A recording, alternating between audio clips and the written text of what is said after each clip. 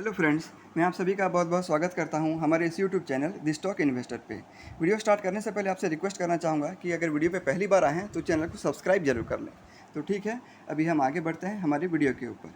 दोस्तों, आज हम एक बहुत ही इंपॉर्टेंट टॉपिक के ऊपर में बात करने वाले हैं और वो टॉपिक है हमारा सेमीकंडक्टर चिप। जी हाँ दोस्तों, सेमीकंडक्टर चिप के ऊपर में आज हम डिस्कशन करेंगे। चलिए, इंडिया के पर्सपेक्टिव से सेमीकंडक्टर इंडस्ट्री में क्या क्या चेंजेस हुए हैं उसके बारे में एक छोटा सा डिस्कशन कर लेते हैं। अगर आप न्यूज़ फॉलो करते हैं तो काफ़ी महीनों पहले आपने देखा होगा कि ऑटोमोबाइल सेक्टर में स्पेशली ये जो इलेक्ट्रिक व्हीकल्स बनाने वाली कंपनी है उनमें सेमीकंडक्टर चिप की कमी हुई थी, जिसकी वजह से ऑटोमोबाइल सेक्टर के प्रोडक्शन में डायरेक्टली कमी आई थी। और वो पहली बार था जब सेमीकंडक्टर इंडस्ट्री फोकस में आया था।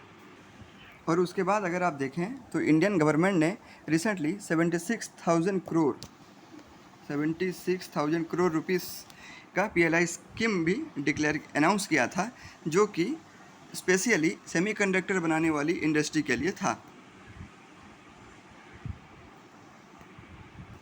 तो गवर्नमेंट ने ऐसा क्यों किया, इसके दो मेजर कारण हैं दोस्तों। चलिए, वो दो मेजर कारण क्या हैं ये हम आगे देख लेते हैं।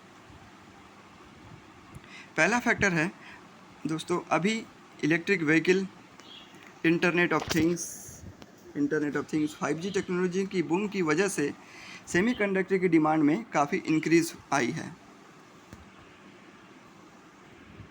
करेंटली सेमीकंडक्टर का डिमांड इंडिया में 24 बिलियन डॉलर है, जो कि उम्मीद किया जा रहा है कि 2025 के एंड तक ये 100 बिलियन डॉलर तक पहुंच सकता है।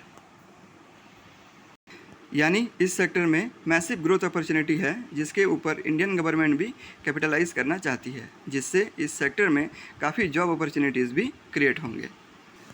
और सेकंड फैक्टर है दोस्तों, करंट जियोपॉलिटिकल सिनेरियो। अभी इसमें जो मेजर कंट्रीज़ है दोस्तों अभी हमारी दुनिया में, जैसे कि US हो गया, वो अपने क्रिटिकल इंफॉर्मेशन इंफ्रास्ट्रक्चर के सिक्योरिटी पे बहुत ज़्यादा ध्यान दे रहे हैं, उसको प्रायोरिटाइज़ कर रहे हैं। और इसमें दोस्तों सेमीकंडक्टर यूज़ होता है, और वो चाहते हैं कि यह सेमीकंडक्टर एक ट्रस्टेड सोर्स से आए। अभी हम सब जानते हैं कि सेमीकंडक्टर बनाने वाली मेजर कंपनीज़ चाइना, ताइवान जैसे कंट्रीज से बिलोंग करती हैं। पर अगर अब हम चाइना से इंपोर्ट करते हैं सेमीकंडक्टर, तो ये हमारे देश के लिए बिल्कुल भी अच्छा नहीं है। जैसा कि आप सब जानते हैं कि चाइना एक ऐसी देश है जो हमेशा ये कोशिश में रहती है कि कैसे हम दूसरे के कंट्री के डेटा को लीक कर लें। ऐसे में अगर हम सेमीकंडक्टर चाइना जैसे कंट्री से इंपोर्ट करते हैं तो किसको डाउट नहीं होगा कि चाइना उस सेमीकंडक्टर में कोई बग फिक्स कर दे, जिससे कि हमारे देश का सिक्योरिटी डेटा लीक हो जाए।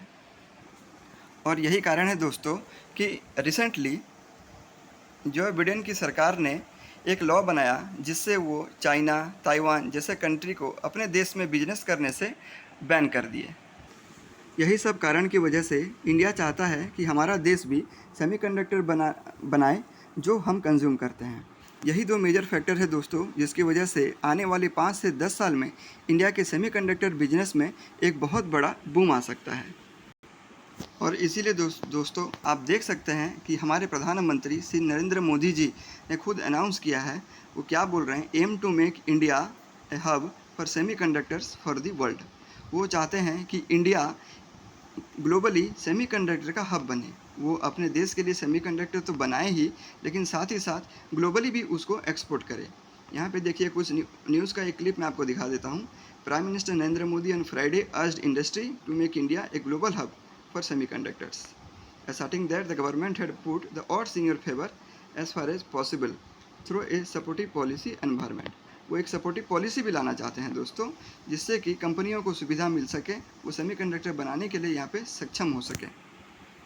आगे पढ़ते हैं दोस्तों। तो प्राइम मिनिस्टर श्री नरेंद्र मोदी जी ने अपने सेमीकॉन इंडिया 2022 के कॉन्फ्रेंस में फिर से कहा कि a new world order was forming and the country must seize the opportunity. He further said that India had an appetite for technology and risk taking. तो दोस्तों, सरकार हमें सरकार एक बहुत बड़ा कदम उठाने जा रही है सेमीकंडक्टर इंडस्ट्री के लिए, जिससे आने वाले भविष्य में इस सेक्टर में मैसिव ग्रोथ अपॉर्चुनिटी हमें देखने को मिलेगा। और इससे रिलेटेड जो कंपनियां हैं वो भी बहुत ज़्यादा मल्टीपल टाइम्स ग्रो करेंगी दोस्तों। तो दोस्तों सेमीकंडक्टर रिलेटेड जो कंपनी हैं, उनमें से कुछ कंपनी स्टॉक मार्केट में लिस्टेड हैं दोस्तों। उनमें से अगर हम एक कंपनी की बात करें तो उसका नाम है डिक्सन टेक्नोलॉजी दोस्तों। डिक्सन टेक्नोलॉजी दोस्तों एक बहुत ही बढ़िया कंपनी है और फंडामेंटली स्ट्रॉन्ग है। इसका बिजनेस भी काफ़ी अच्छा है और ये कंपनी खुद में बहुत स्ट्रॉन्ग है दोस्तों।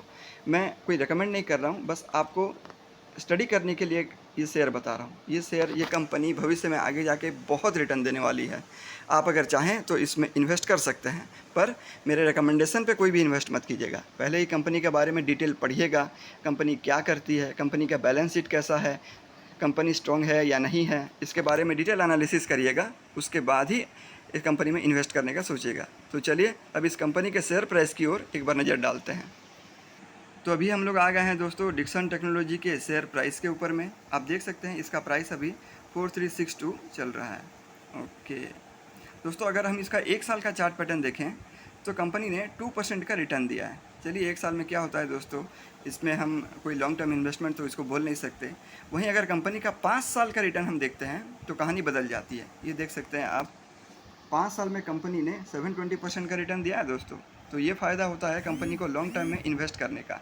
हम अगर किसी भी कंपनी में मतलब फंडामेंटली स्ट्रॉन्ग, जिसका बिजनेस अच्छा हो, फंडामेंटली स्ट्रॉन्ग कंपनी हो, अगर उसमें हम लॉन्ग टर्म के लिए इन्वेस्ट करते हैं तो हम लोग को ऐसे बढ़िया रिटर्न मिलता है दोस्तों। इसीलिए मैं आपको हमेशा कहना चाहूँगा कि अगर आप किसी भी कंपनी में इन्वेस्ट कर रहे हैं तो हमेशा लॉन्ग टर्म के बारे में ज़रूर सोचें। अब ये कंपनी का मार्केट कैप अगर देखें तो 26,000 करोड़ है दोस्तों। इसका मतलब ये कंपनी लार्ज कैप है। वहीं अगर हम इसका 52 वीक हाई अगर देखते हैं तो 6,240 है। तो बहुत ही बढ़िया कंपनी है दोस्तों, फंडामेंटली स्ट्रॉन्ग है डिक्सन टेक्नोलॉजी। आप इसके बारे में ज़रूर पढ़िएगा और अपने फाइनेंशियल एडवाइज़र से, अपने रिश्तेदारों से सलाह मशवरा करके ही इसमें इन्वेस्ट कीजिएगा। पर एक बात मैं ज़रूर कह सकता हूँ कि आने वाले भविष्य मतलब ऐसा नहीं कि आज कल 2-4 दिन में या साल भर में, ऐसा नहीं दोस्तों। 5 साल 10 साल में ये कंपनी बहुत बड़े बनने वाली है और आपको बहुत गुना रिटर्न देगी। पर बशर्त यह है कि आप अगर इन्वेस्ट करते हैं तो लॉन्ग टर्म के लिए इन्वेस्ट कीजिएगा। तो ठीक है दोस्तों, आशा करता हूँ आपको ये वीडियो पसंद आया होगा। अगर पसंद आए तो लाइक कीजिए और अपने दोस्तों के साथ शेयर करिए। तो ठीक है दोस्तों, अब हम मिलते हैं हमारे अगले वीडियो पे।